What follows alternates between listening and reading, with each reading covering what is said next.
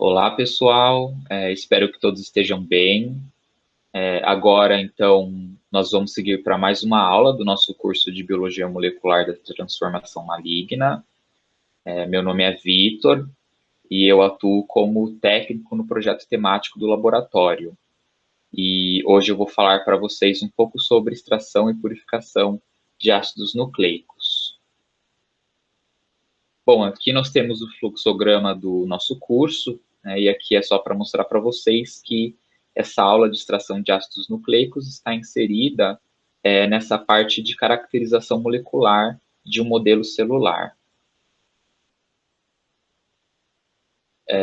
Bom, acho que todos já devem saber que existem dois tipos principais de ácidos nucleicos, né, que são o DNA e o RNA. Dentro das células existem diferentes tipos de DNAs, como o DNA genômico, né, o do gDNA, e DNAs extracromossômicos, como os DNAs plasmidiais, no caso de bactérias, ou o DNA mitocondrial em células eucariontes. Além disso, também existem diferentes tipos de RNAs, como o RNA mensageiro, RNA transportador, ribossômico, RNA interferência e muitos outros tipos.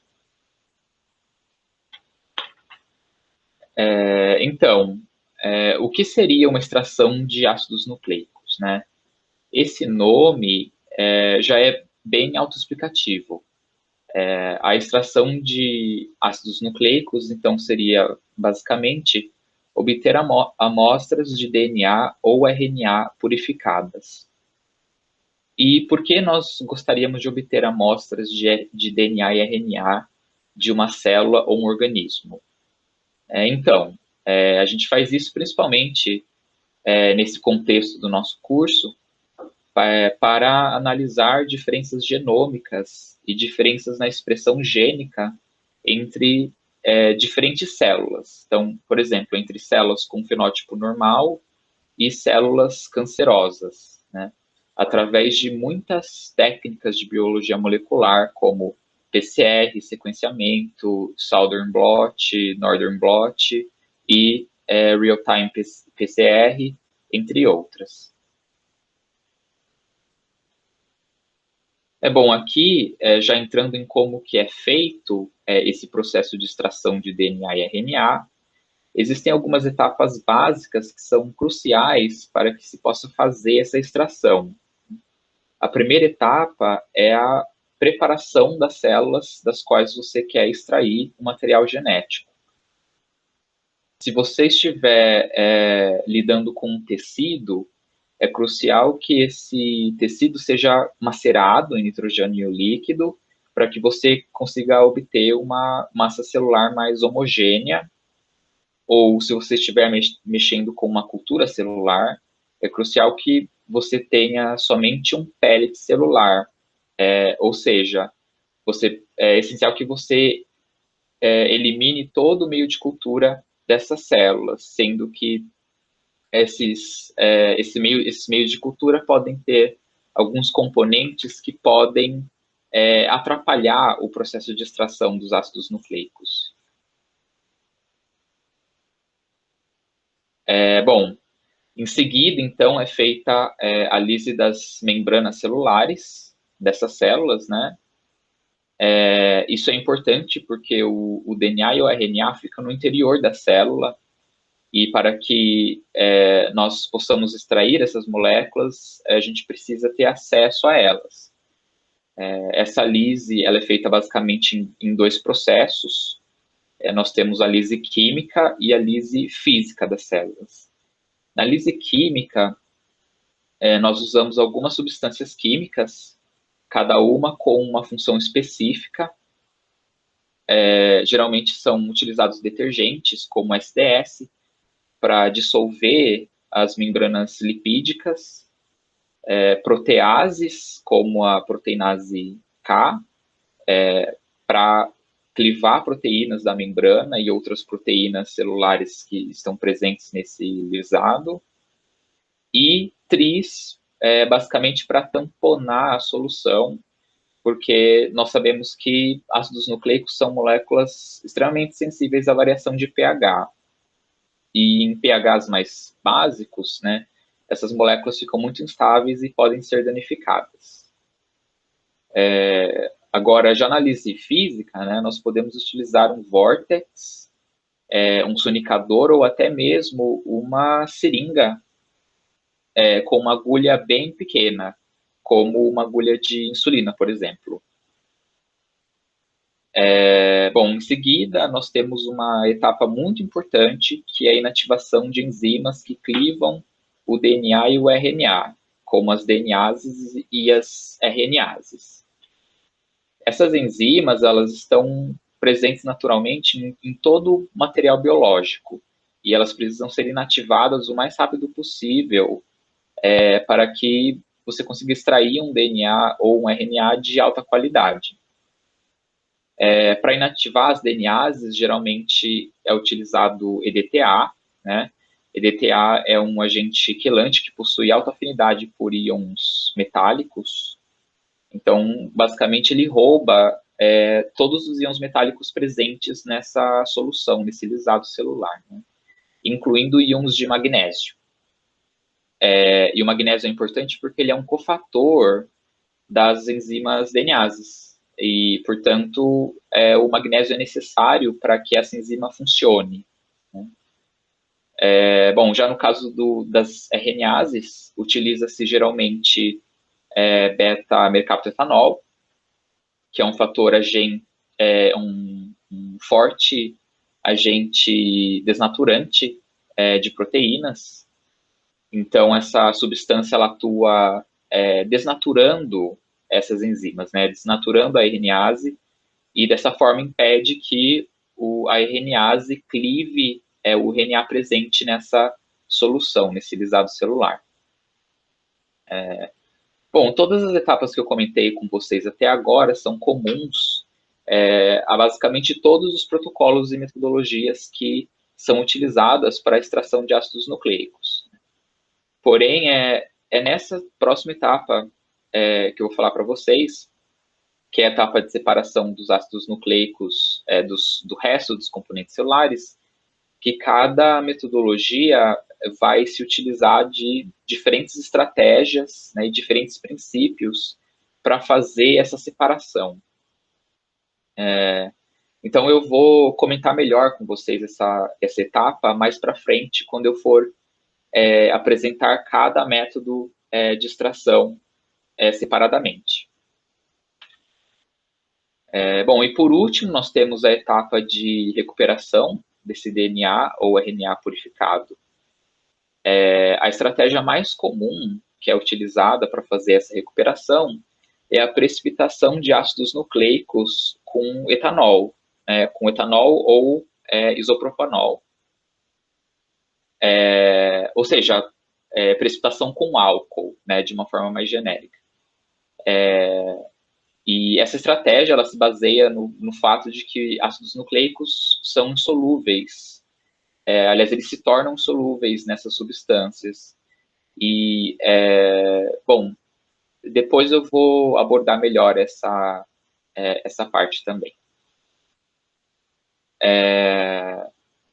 Bom, então aqui nós temos os principais métodos utilizados para a extração de ácidos nucleicos. Nós temos o método do fenol clorofórmio álcool isoamílico, ou PCI, né, que serve para a extração de DNA. Também temos o método do salting out para a extração do DNA. Temos o método do tiocianato de guanidina fenol clorofórmio, ou trisol, para a extração de DNA, RNA e proteínas a partir de uma única amostra. Temos também o método da coluna dicílica, que é um método mais utilizado nos kits comerciais de extração de DNA e RNA. E, por fim, temos o método do gradiente de densidade de cloreto de césio, que é um método muito interessante para a extração de DNA e RNA, e eu vou comentar sobre ele mais para frente. Então, começando com o PCI, né? Esse método se baseia no princípio de que diferentes moléculas apresentam diferentes propriedades de solubilidade, ou seja, existem moléculas que são solúveis em solventes polares e outras que são solúveis em solventes apolares. Desse modo, ao adicionar solventes de diferentes moléculas a uma mistura, parte dos componentes dessa mistura ficarão dissolvidas em um solvente e uma outra parte ficará dissolvida em um outro solvente, né? Então, baseado nisso, para fazer a separação dos componentes celulares presentes no lisado celular, esse método se utiliza de uma mistura de fenol e clorofórmio como um solvente apolar e que também desnatura, é uma mistura que desnatura proteínas, né? A adição dessa mistura de fenol-clorofórmio irá formar uma fase orgânica separada de uma fase aquosa, né, onde estarão presentes as proteínas, lipídios e os carboidratos celulares. Já o DNA, ele vai ficar dissolvido na fase aquosa, na fase de cima, e vai ficar, então, separada dos outros componentes celulares. É natural que se forme uma camada de espuma entre essas duas fases, entre a fase aquosa e a fase orgânica. E para que isso não aconteça, é geralmente utilizado o álcool isoamílico, que vai impedir justamente a formação dessa espuma, né? E isso é importante porque isso facilita a separação da fase aquosa e dessa fase orgânica, né, em microtubos diferentes. Então, após a separação da fase aquosa, é feita a precipitação do DNA dissolvido com etanol. Para isso, é colocado um volume de etanol no tubo, somente com a solução aquosa, e após uma etapa de centrifugação, vai aparecer um pellet no fundo do tubo que corresponde ao DNA precipitado. Para recuperar esse DNA, basta descartar esse sobrenadante e ressuspender esse pellet de DNA com água ou com outro tampão apropriado, como o TE.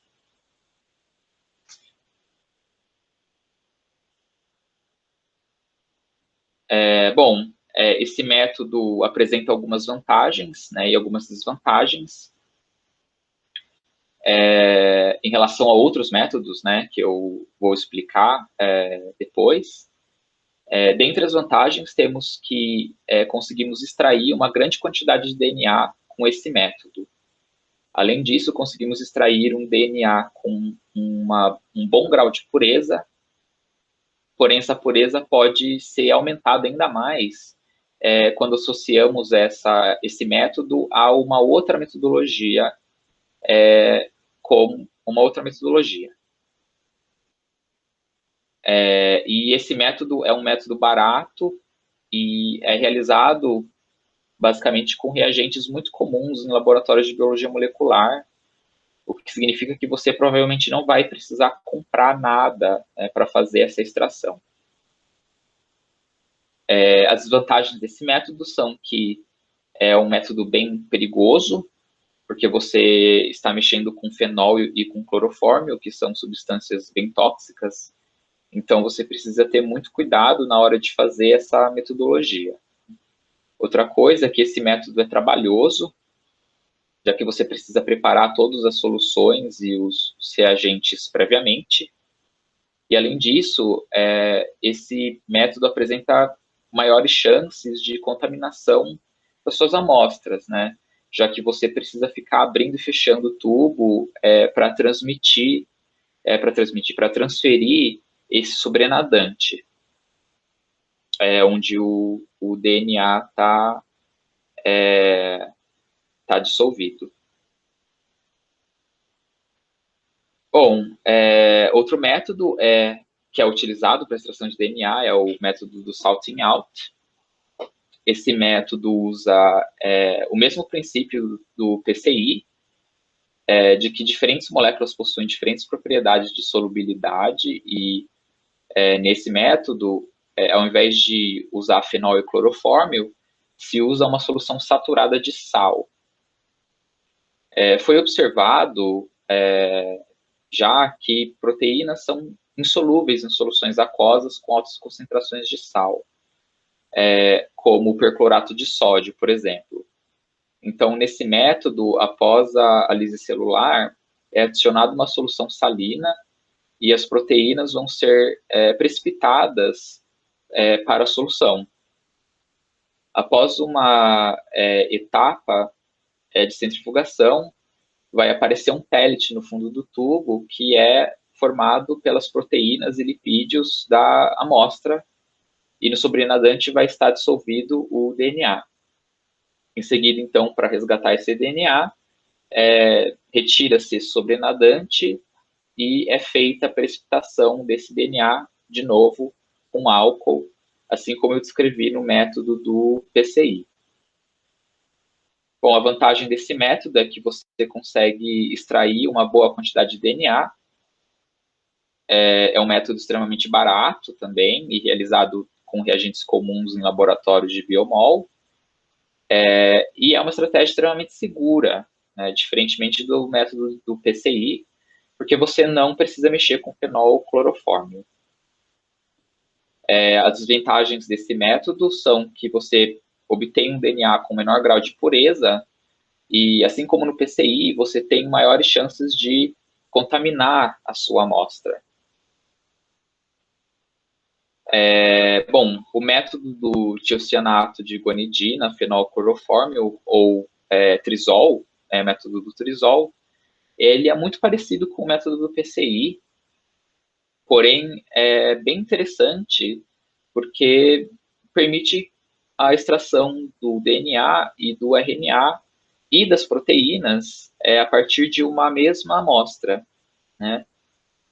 Isso se deve ao fato de que essa extração é feita em condições de pH ácido, e com isso o DNA e o RNA e as proteínas ficam separadas em diferentes fases da solução. Então, após a adição do trisol, é feita uma etapa de centrifugação e o RNA ficará, então, dissolvido na fase aquosa, o DNA vai ficar em uma fase esbranquiçada, chamada de interface, e as proteínas ficarão na fase orgânica. Em seguida, essas três fases são separadas e, para recuperar o RNA, é feita a precipitação com isopropanol. Para recuperar o DNA, é feita a precipitação com etanol. E para recuperar as proteínas também é feito com isopropanol. Bom, esse método possui basicamente as mesmas vantagens e desvantagens do método PCI, porém com a adição da vantagem de que ele permite a extração de DNA, RNA e proteínas simultaneamente. Bom, agora, já no método da coluna de sílica, a estratégia de separação dos ácidos nucleicos é diferente das que eu já mostrei para vocês. Aqui, esse método usa como princípio o fato de que ácidos nucleicos se ligam à sílica na presença de solução salina, né?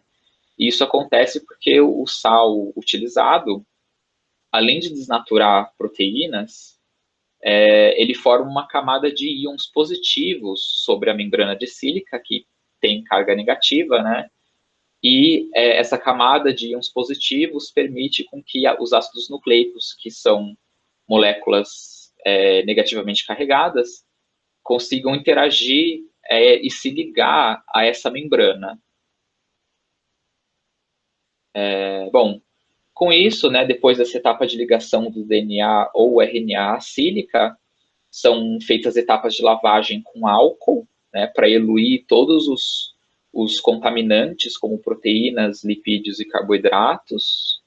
E, em seguida, para recuperar os ácidos nucleicos que estão ligados à membrana, é feita uma lavagem dessa membrana com água ultrapura ou algum tampão apropriado com baixa concentração de sal.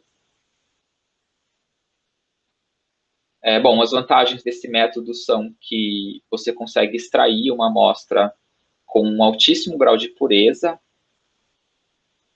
além de ser um método extremamente seguro e rápido, né? Porém, a principal desvantagem desse método é que você precisa comprar essas colunas de sílica, que são colunas mais caras, né? E não são reutilizáveis. Porém, ultimamente, esses kits de extração têm abaixado muito o preço, então esse problema já não é tão significativo quanto antigamente. Bom, e por fim, nós temos o método de extração de DNA e RNA por gradiente de densidade de cloreto de césio.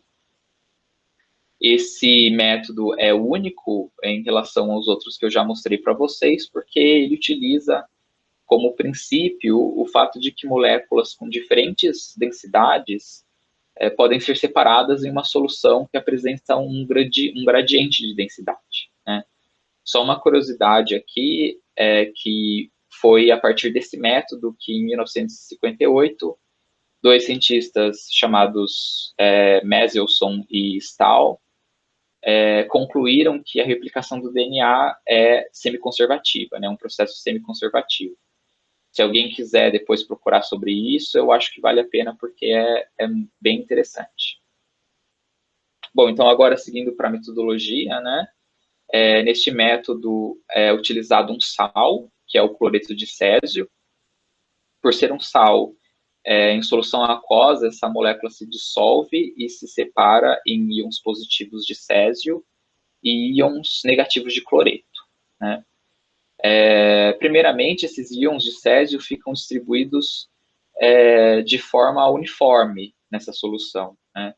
Porém, ao aplicar uma grande força centrífuga nessa solução, através de uma ultracentrifugação, esses íons de césio, por terem uma massa molecular, uma massa atômica, desculpa, muito grande, esses íons sofrem a ação dessa força e são puxados para o fundo do tubo. Então, essa força centrífuga acaba, então, formando um gradiente de concentração de césio na solução, né? Uma quantidade menor de íons de césio na parte de cima do tubo e uma quantidade maior no fundo. Com isso, acaba se criando também um gradiente de densidade na solução, né? Sendo que onde tem mais césio, a solução fica mais densa, e onde tem menos césio, a solução fica menos densa. Então, ao adicionar diferentes moléculas com diferentes densidades a essa solução, espera-se que essas moléculas permaneçam estacionadas em faixas específicas nessa solução, que são as faixas aonde a densidade da solução se equivale à densidade da própria molécula. E com isso, então, conseguimos separar diferentes componentes celulares, os diferentes componentes celulares presentes no lisado celular, né? Assim como mostra essa figura aqui à direita. Bom, depois disso, a banda que corresponde ao DNA pode ser aspirada desse tubo e precipitada com etanol, e o RNA pode ser, então, recuperado através da ressuspensão desse pellet de RNA que se forma no fundo do tubo. Bom, as principais vantagens desse método são que você consegue extrair uma grande quantidade de DNA e RNA, e você consegue uma amostra de altíssimo grau de pureza. Porém, as desvantagens desse método são que é necessária a utilização de uma ultracentrífuga, que é um aparelho caro e nem todo laboratório possui, e além disso é um método demorado, pois são necessários mais de 15 horas de centrifugação das amostras para que você consiga criar esse gradiente de densidade na solução. Bom, agora eu vou falar para vocês brevemente sobre alguns cuidados que devem ser, que a gente deve ter na hora de extrair esses ácidos nucleicos. Então, primeiramente, deve-se limpar bem a área de trabalho, principalmente quando a gente está falando em extração de RNA, tá? Porque a RNA é uma molécula muito sensível. Essa limpeza ela é feita com hipoclorito, depois com álcool 70. Se tiver no laboratório, pode ser utilizado um exterminador de RNase. E, por fim, deve-se passar água ultrapura na bancada. Bom, sempre utilizar avental, né, máscara, luva, e para as pessoas que têm cabelo mais comprido, prender o cabelo. A gente deve sempre utilizar materiais plásticos novos, então microtubos e ponteiras novas, né, e reagentes que são livres de DNase e RNase. Isso é muito importante porque a gente não quer que essas enzimas degradem e danifiquem as nossas amostras de DNA e RNA. Né? Sempre utilizar ponteiras com filtros também e também sempre utilizar reagentes previamente alicotados, ou seja, nunca utilizar reagentes ou soluções de estoque, né? Sempre utilizar soluções de uso. Bom, e agora, finalmente, eu vou falar para vocês como que nós podemos avaliar a quantidade, a pureza e a integridade das moléculas de ácido nucleicos que nós extraímos.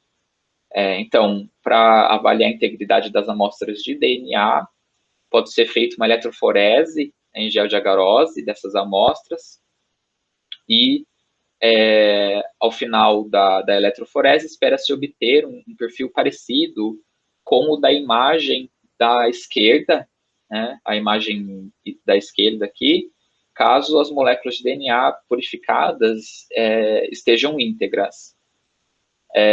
Agora, caso houve degradação do DNA durante o processo de extração, vocês irão observar um perfil muito parecido com o da imagem à direita. Também podemos quantificar as amostras de DNA e RNA e analisar o grau de pureza dessas amostras através da medição da absorbância de ultravioleta dessas amostras. Os ácidos nucleicos absorvem energia na faixa dos 260 nanômetros e os contaminantes, como proteínas e fenol, absorvem energia por volta dos 280 e 230 nanômetros. Ou seja, quanto maior for a absorbância da amostra na faixa dos 260 nanômetros em relação às outras faixas, maior será a pureza dessa amostra. Bom, com isso, então, chegamos ao final dessa aula. Eu gostaria de agradecer pela atenção de todos e espero que essa tenha sido uma aula bem informativa. E eu vejo vocês de novo na aula prática. Obrigado.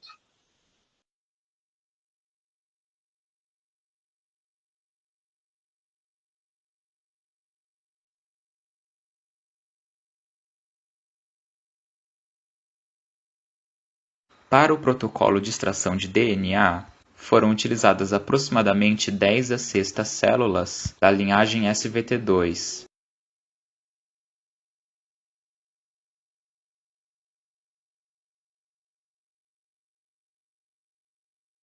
Seguindo o protocolo do kit comercial utilizado, primeiramente pipetamos 100 microlitros do tampão de Lise do kit no tubo com o pellet celular.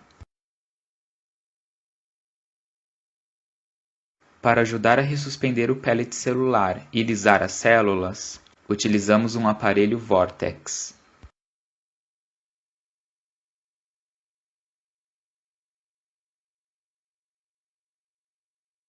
Em seguida, pipetamos 10 microlitros da solução de uso de proteinase K.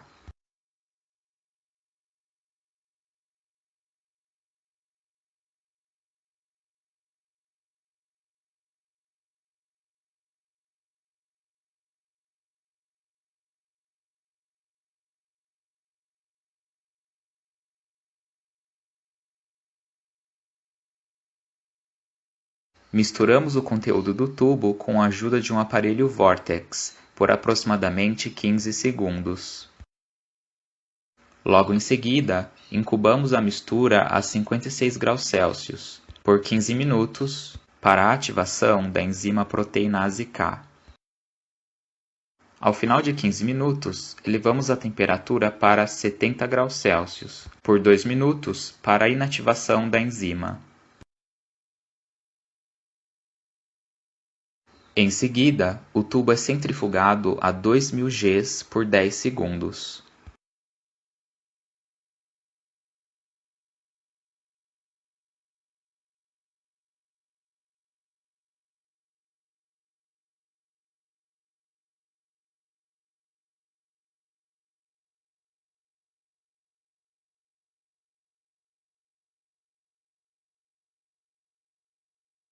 Após o término da centrifugação, retiramos a RNase do freezer e adicionamos 5 microlitros da enzima ao tubo.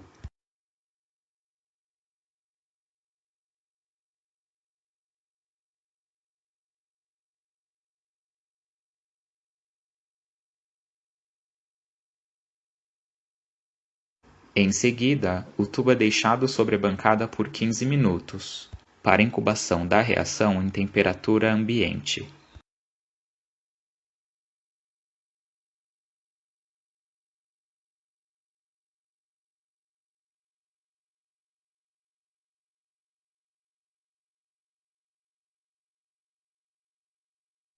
Passados 15 minutos, adiciona-se 500 microlitros do tampão 4 do kit no tubo.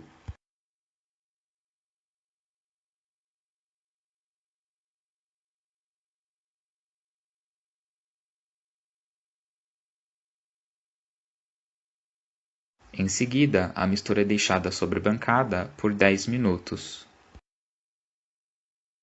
Passados 10 minutos, o tubo é centrifugado a 11 Gs por 10 segundos.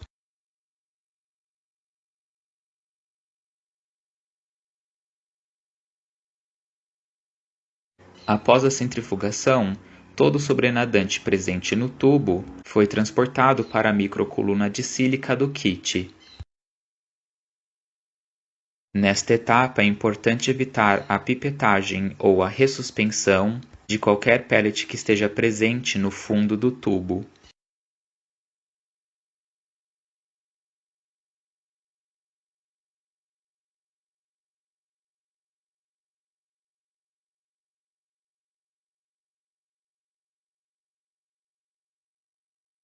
Em seguida, centrifugamos a microcoluna, acoplada a um tubo coletor, a 11.000 Gs por 1 minuto.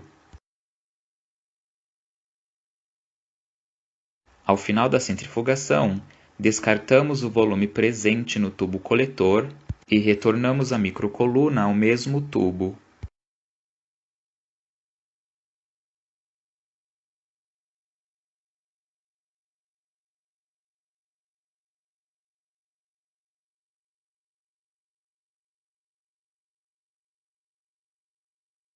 Para a etapa de lavagem da membrana, adicionamos 500 microlitros do tampão de lavagem do kit à microcoluna de sílica.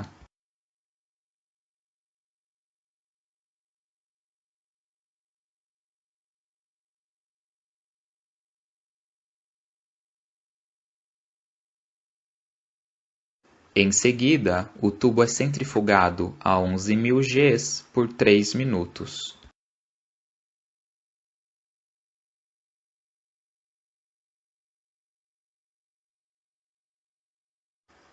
Após o término da centrifugação, a microcoluna é retirada do tubo coletor e transportada para um novo microtubo Eppendorf de 1,5 ml, aonde o DNA purificado será eluído. Durante a execução deste protocolo, 200 microlitros do tampão de eluição do kit foram deixados a 70 graus Celsius.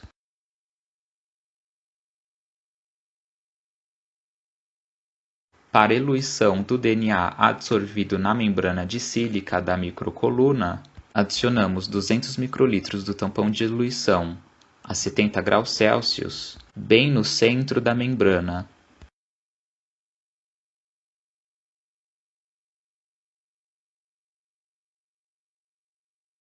Feito isso, o tubo é deixado sobre a bancada por 1 minuto.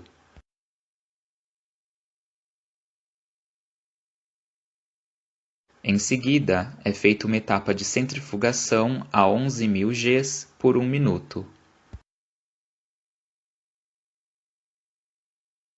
Ao final do processo, descartamos a microcoluna utilizada e obtemos a nossa amostra de DNA purificada das células da linhagem SVT2.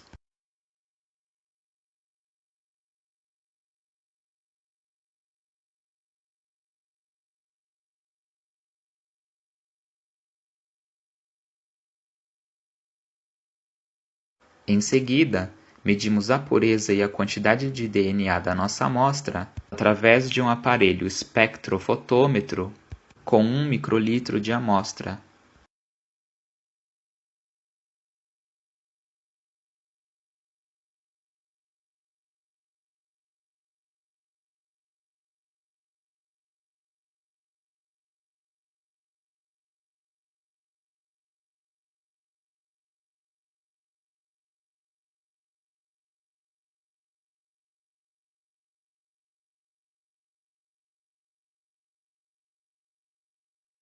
Nesta imagem, que representa o resultado da medição pelo espectrofotômetro, podemos observar que obtivemos uma amostra com 37,3 nanogramas de DNA por microlitro.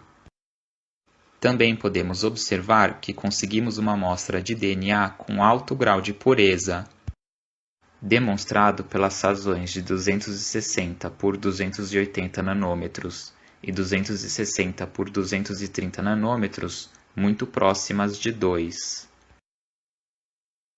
Após a medição no aparelho espectrofotômetro, a amostra de DNA genômico purificada das células SVT2 foi armazenada em freezer a menos 20 graus Celsius.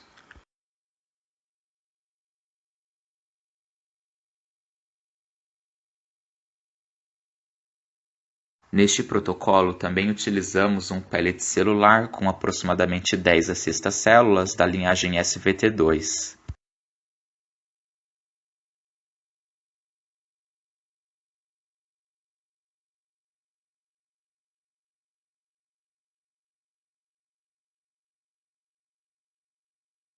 Primeiramente, ressuspendemos o pellet celular com uma mistura de 350 microlitros do tampão 1 do kit e 3,5 microlitros de beta-mercaptoetanol, preparados anteriormente.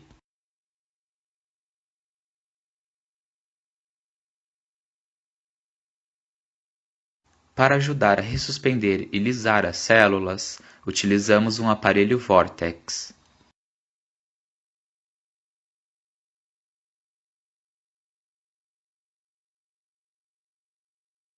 Após a ressuspensão e lise das células, transferimos todo o volume do tubo para uma microcoluna de filtração do kit.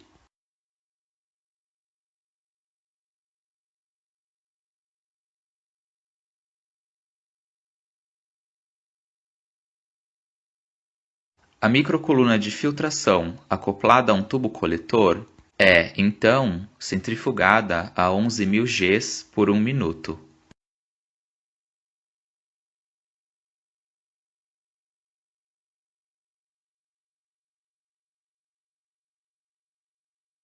Após a centrifugação, descartamos a microcoluna de filtração e transferimos todo o volume do tubo coletor para um novo tubo Eppendorf de 1,5 ml.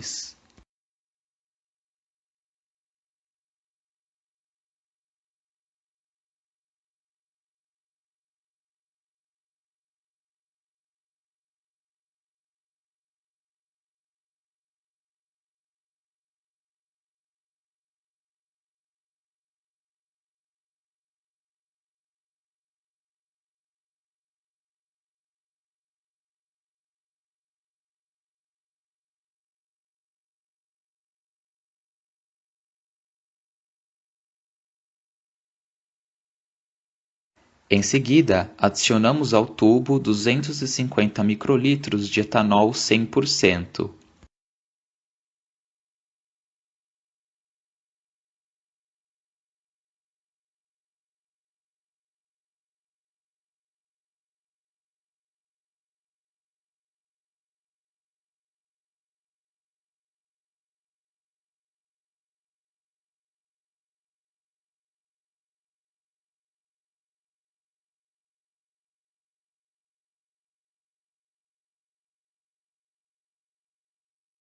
Em seguida, utilizamos o vórtex para misturar o conteúdo do tubo.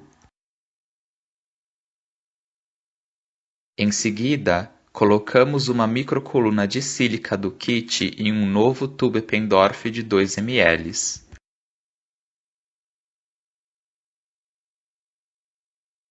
Feito isso, transferimos todo o volume do tubo de 1,5 ml para dentro da microcoluna de sílica.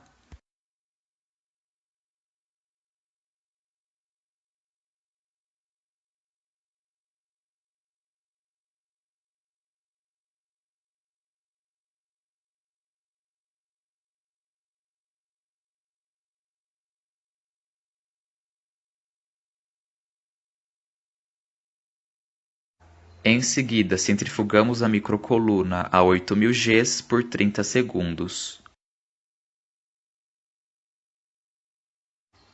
Após a centrifugação, transferimos a microcoluna para um novo tubo coletor.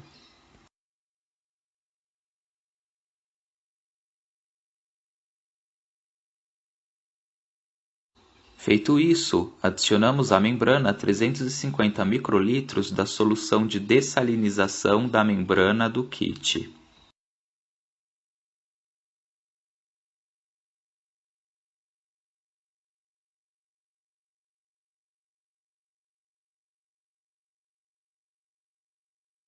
E a microcoluna, então, passa por mais uma etapa de centrifugação a 11.000 Gs por 1 minuto.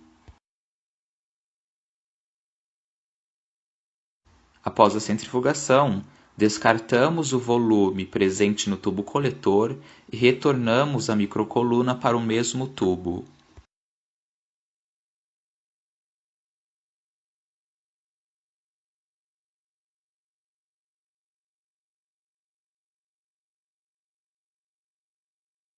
Para a remoção do DNA da amostra, adicionamos à microcoluna 10 microlitros de DNase misturados com 90 microlitros da solução tampão da enzima.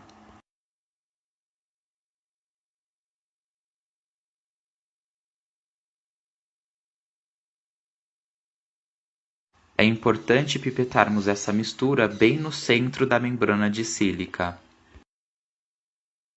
Feito isso, deixamos a microcoluna em cima da bancada por cerca de 30 minutos, para que a reação ocorra.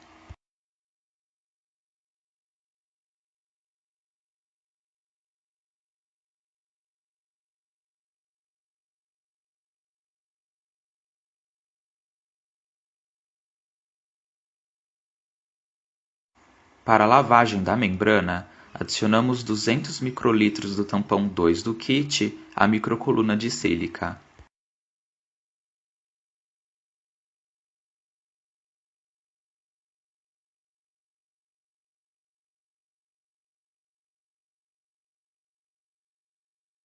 Feito isso, a microcoluna passa por mais uma etapa de centrifugação a 11.000 Gs por 1 minuto.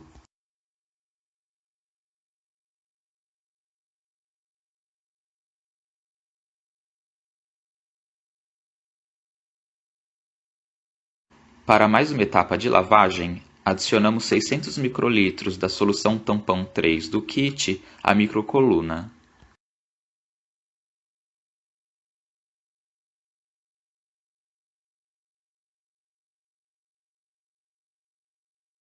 E, mais uma vez, a microcoluna passa por uma etapa de centrifugação a 11.000 Gs por 1 minuto.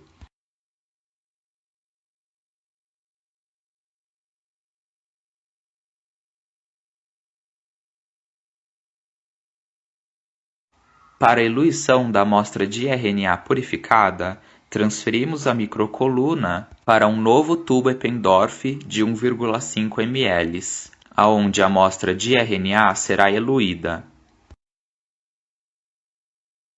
Em seguida, pipetamos 100 microlitros de água ultrapura, livre de RNase, fornecida pelo kit, no centro da microcoluna de sílica.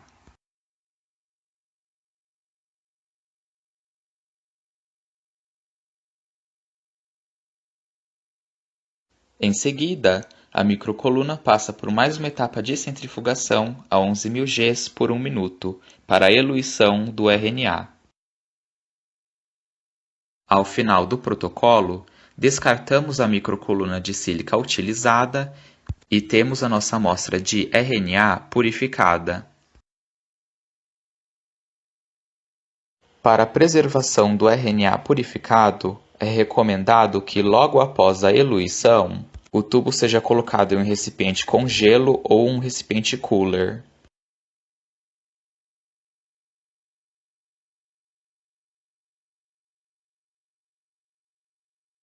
Assim como para a amostra de DNA genômico purificada, também medimos a pureza e a quantidade de RNA da nossa amostra. Podemos observar que obtivemos uma amostra extremamente pura e com 295,8 nanogramas de RNA por microlitro. Após a medição da amostra com espectrofotômetro, armazenamos a nossa amostra de RNA purificada em freezer a -20 graus Celsius.